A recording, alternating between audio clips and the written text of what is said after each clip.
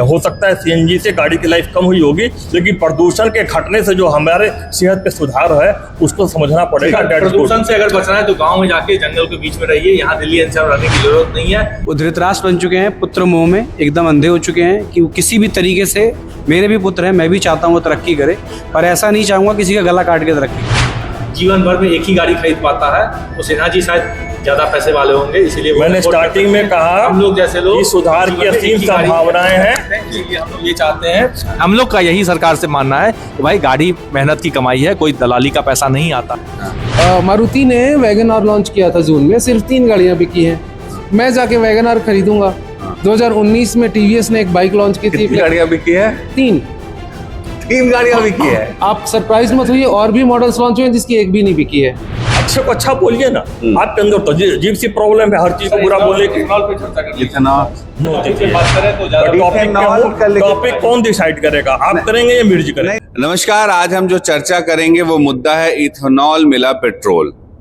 अब ये क्या है, कैसे ये काम करता है, इस पर बात करने के लिए हमारे साथ कुछ लोग हैं जो गाड़ियां चलाते भी हैं और गाड़ियों से काफ़ी उनका लगाव भी है। तो उन लोगों से समझेंगे कि इसका क्या इम्पैक्ट हो रहा है, ये कितना असर डाल रहा है और गाड़ियों को कितना नुकसान पहुंच रहा है। दिनकर जी, क्या है इथेनॉल मिला पेट्रोल और क्या इसका असर पड़ रहा है? क्या है ये तो स्पेसिफिकेशन गवर्नमेंट ने जारी नहीं किया है, लेकिन ये E5, E20, E85 और E100 की बात हो रही है। मुझे लगता है E100 में 100% इथेनॉल ही जाएगा, पेट्रोल नहीं होगा उसके अंदर। लेकिन हमें 2-3 तरह से परेशानी आ रही है। पहली, माइलेज कम मिल रहा है। इवन 95 ऑक्टेन का भरवाने पे भी माइलेज कम मिल रहा है। दूसरा, गाड़ियाँ ख़राब हो रही हैं। कुछ लोग ये क्लेम कर रहे हैं कि उनकी गाड़ी ख़राब नहीं हो रही, लेकिन शायद वो लेटेस्ट बनी हुई है। लेकिन इथेनॉल क्या होता है, धीरे धीरे नीचे बैठता है पानी के साथ और उससे जंग लगना शुरू होता है। उसके कुछ आए भी हैं सॉल्यूशंस, लेकिन बहुत सक्सेसफुल नहीं है। तो उसकी वजह से जो उसका रबर का पार्ट है या जो भी पॉलीथीन का पार्ट है वो डैमेज होना शुरू हो जाता है, और स्टील का पार्ट भी लॉन्ग टर्म में डैमेज होता है। उसकी वजह से गाड़ियों पे असर पड़ रहा है। प्रतीश राय हैं। प्रतीश जी, गाड़ियों को आप ज़्यादा समझते हैं, तो आप ये बताइए कि क्या है ये और कितना असर इम्पैक्ट ये डाल रहा है?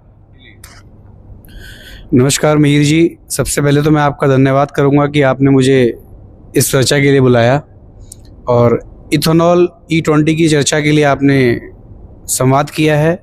उसके रिगार्डिंग मैं कुछ अपने तजुर्बे और कुछ अपने एक्सपीरियंस को शेयर करना चाहता हूं, जो कि अभी मार्केट में राइट नाउ प्रॉब्लम्स आ रहे हैं और जो नहीं आ रहे वो आने वाले कुछ समय में आने की संभावनाएं हैं।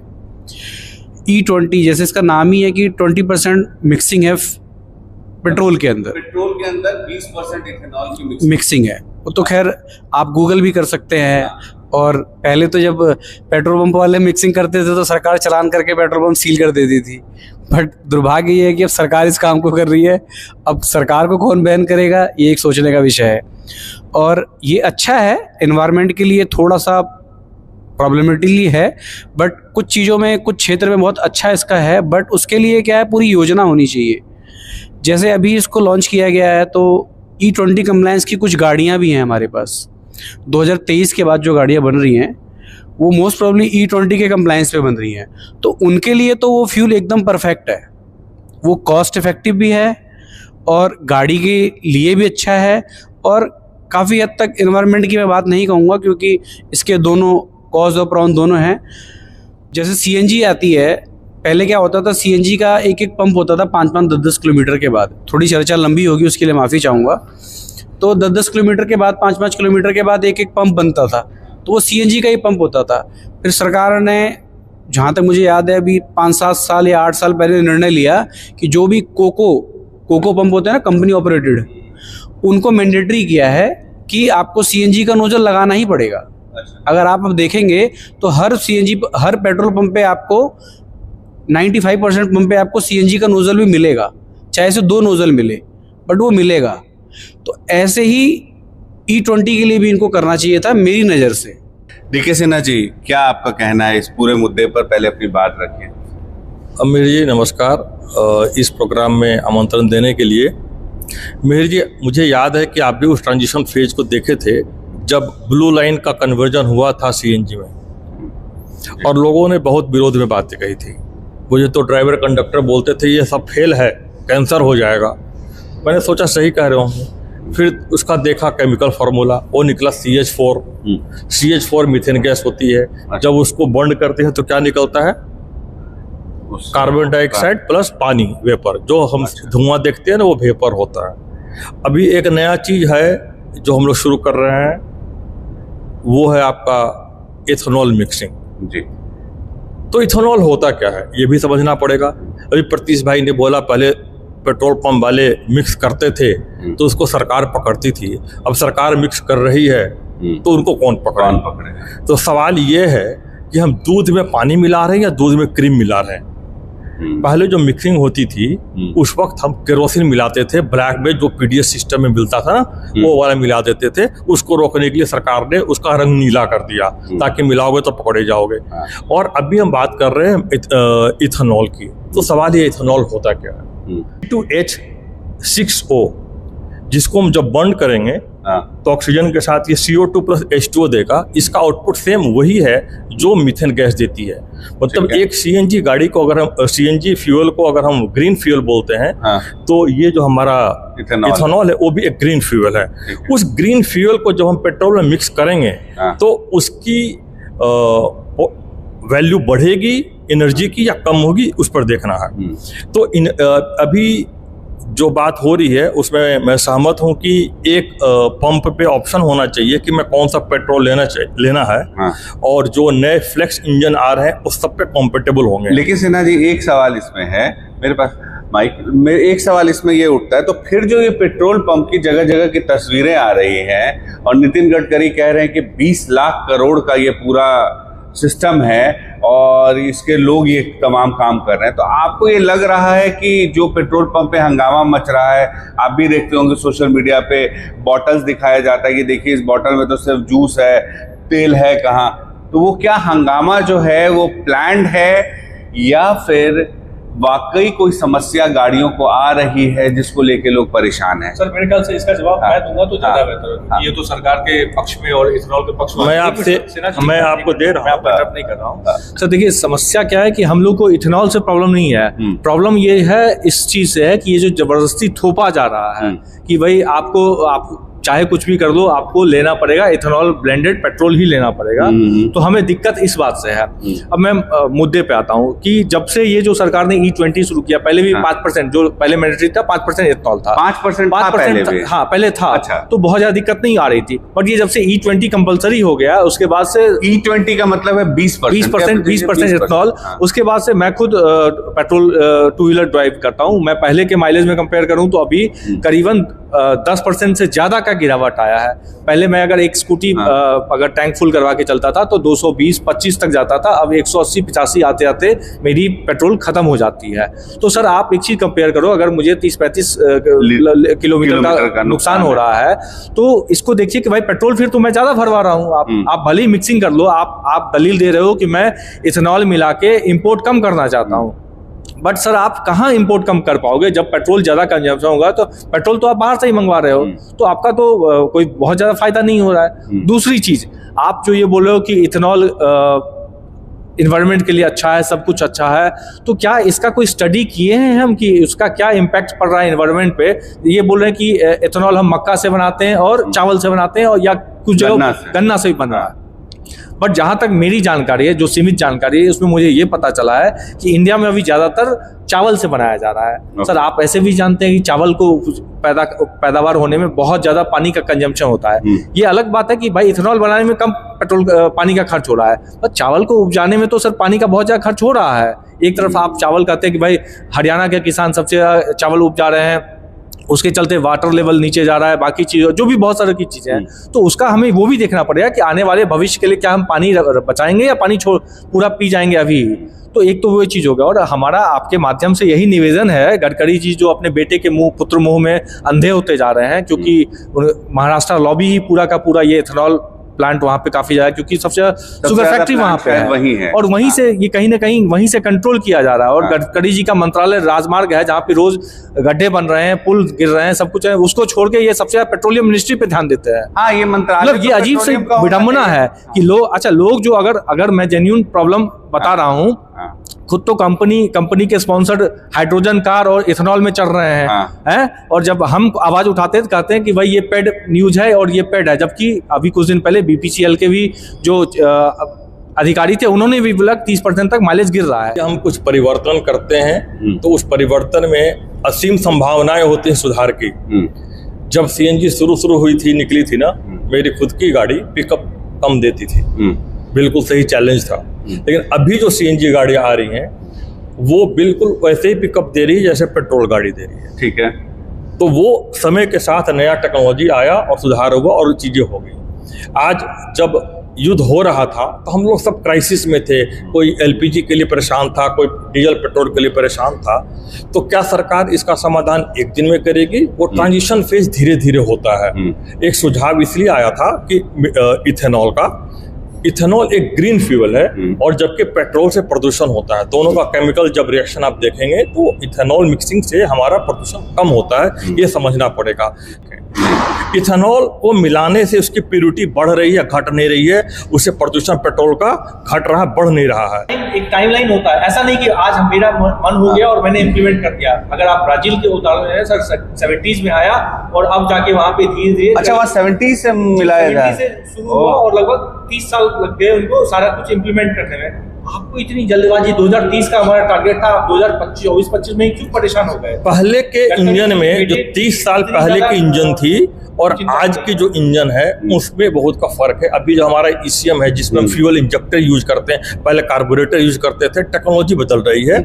जो फ्लेक्स इंजन का कॉन्सेप्ट है वो एक ऑटो एडजस्टर है, जो तेल डालेंगे उसके हिसाब से अपने आप को एडजस्ट कर लेगा और आपकी गाड़ी चलती रहेगी। बट फ्लेक्स में होगा ना सर, जो नॉर्मल गाड़ियां, पुरानी गाड़ियां हैं, 2022 से पहले की गाड़ियां हैं, वो कैसे BS4 है, BS3 है, वो नहीं कंफर्टेबल। उसी पर मैं आपसे कह रहा था कि हम लोग को एक ऑप्शन देना चाहिए कि नॉर्मल पेट्रोल भी उपलब्ध रहे, प्लस जो दिक्कतें आएंगी उसको आने वाले समय में सोल्व भी किया जाएगा।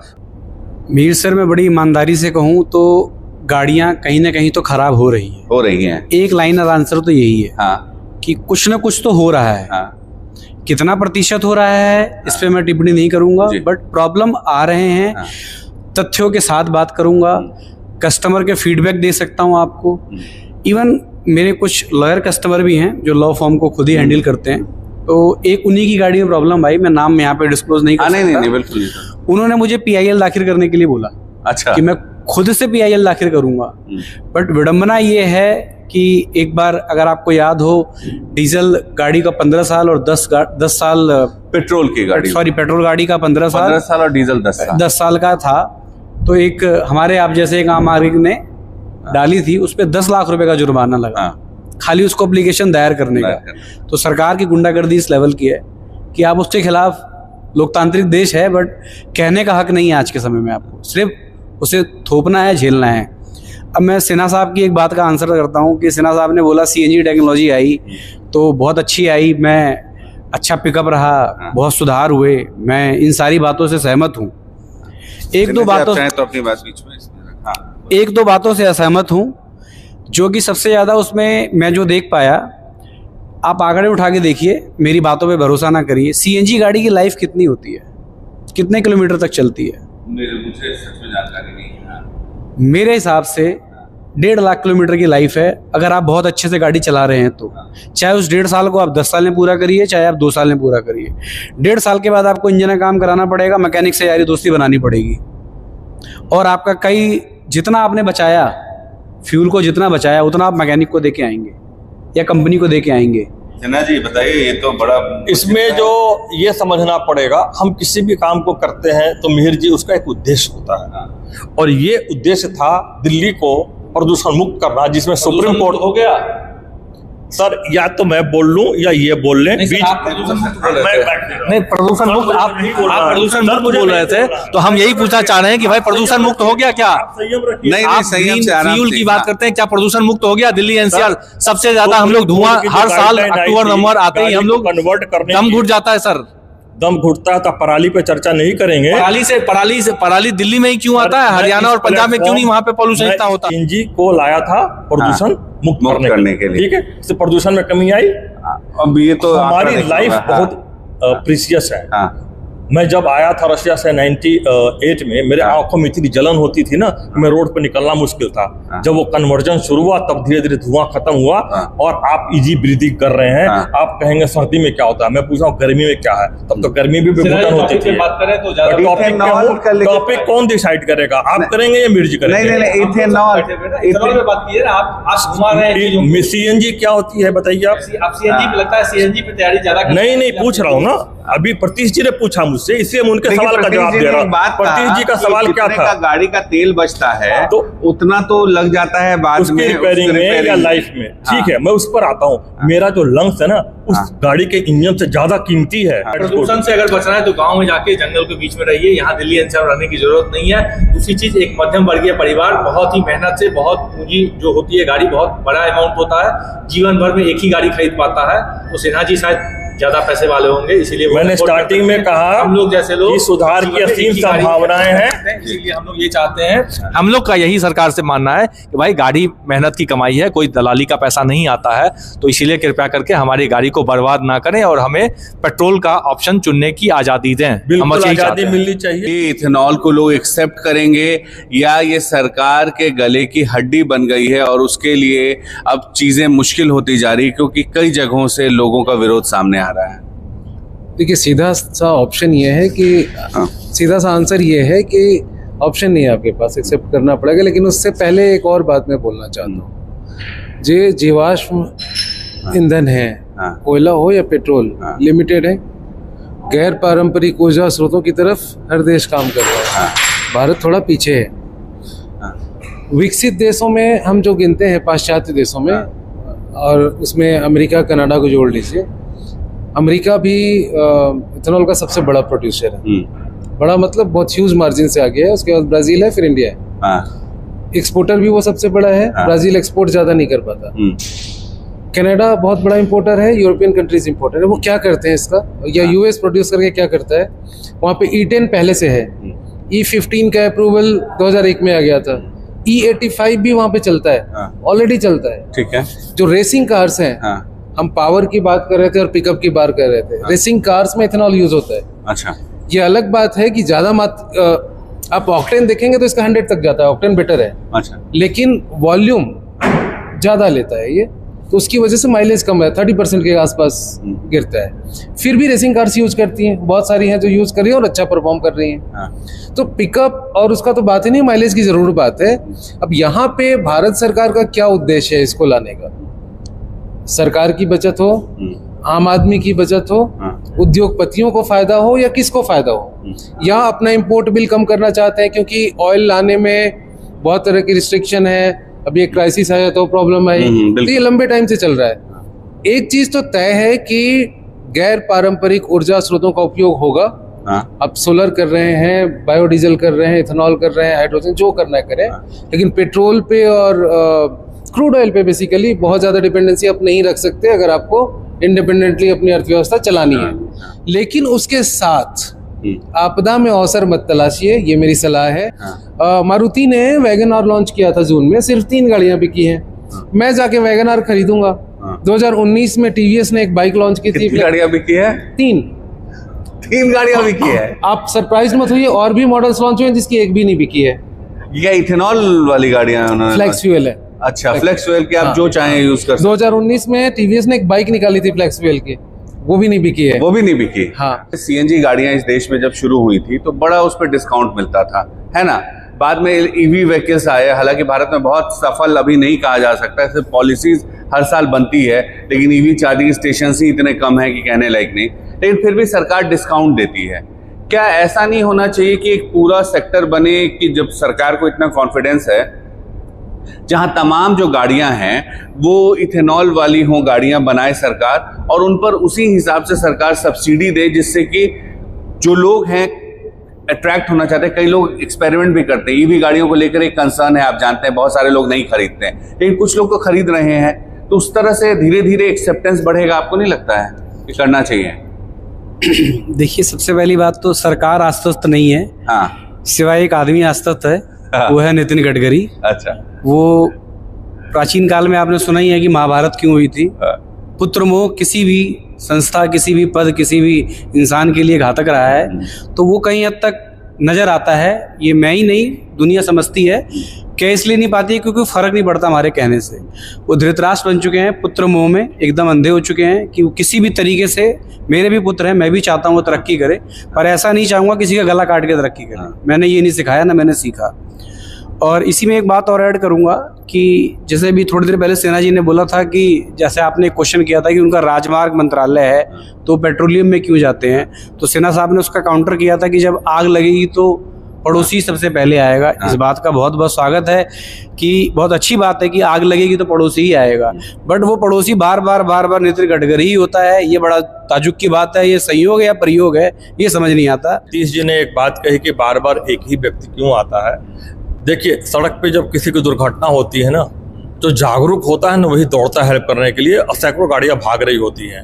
चौराहे पे जाम लगता है ना, एक दो बंदे उतर करके जाम खुलवा रहे होते हैं, बाकी सब हॉर्न बजा रहे होते हैं। अगर कोई इंसान देश के लिए सोच रहा है तो अच्छी बात है। हमें समझना पड़ेगा राजमार्ग और परिवहन मंत्रालय और पेट्रोलियम मिनिस्ट्री में डिफरेंस। पेट्रोलियम मिनिस्ट्री सिर्फ पेट्रोलियम के रिलेटेड है, ऑटोमोबाइल सेक्टर का जो पॉलिसी निर्धारण होता है कहीं और से है। दूसरी चीज है, पेट्रोलियम मिनिस्ट्री फेल है। कैसे फेल है? आप पेट्रोल पे लगभग 50 से 55% टैक्स लेते हैं। एथेनॉल E85, E100 या जो भी ला रहे हैं घटाया, या एथेनॉल पे भी आप उतना ही टैक्स ले रहे हैं 50-55%। कहाँ तक जायज है? तो ये तमाम लोग इस मुद्दे पर अपनी अपनी बात रख रहे थे। कार एक्सपर्ट हैं, जानकार हैं इस मुद्दे पर, इसलिए इन लोगों से ये चर्चा की। लेकिन इसके साथ साथ सवाल ये भी है कि उन लाखों गाड़ियों का है कि क्या वाकई उस तरह से चीजें हुई हैं जैसे होनी चाहिए, या फिर जल्दबाजी में चीजें हो रही है। इन तमाम मुद्दों पर नजर रहेगी। शुक्रिया आपका देखने के लिए, और अगर आपको पसंद आई हुई ये चर्चा तो चैनल को लाइक, शेयर और सब्सक्राइब जरूर कर दीजिए। बहुत बहुत शुक्रिया।